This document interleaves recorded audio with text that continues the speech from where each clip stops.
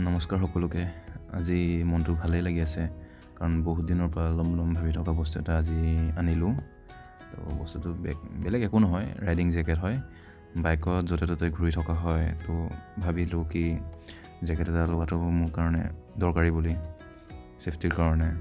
তো আনিলোঁ শেষত একযোৰৰ ৰাইডিং জেকেট এটা।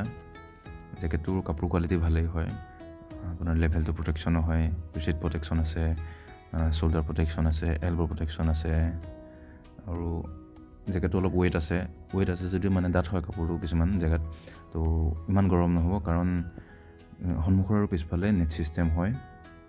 তো সেইটো কাৰণে বাইক যেতিয়া চলোৱা হ'ব তাত মানে বতাহ সোমাই থাকিব। আৰু জেকেটটো উইণ্টাৰ ছামাৰ দুইটা ছিজনতে ইউজ কৰিব পাৰিব। আৰু আপোনালোকে কেনেকুৱা পাইছে জেকেটটো, ডিজাইনটো জনাবচোন। মোৰ ভালে লাগিছে বাৰু। যি কি নহওক ছেফটিটো মেইন ন। আকৌ লগ পাম, বাই বাই।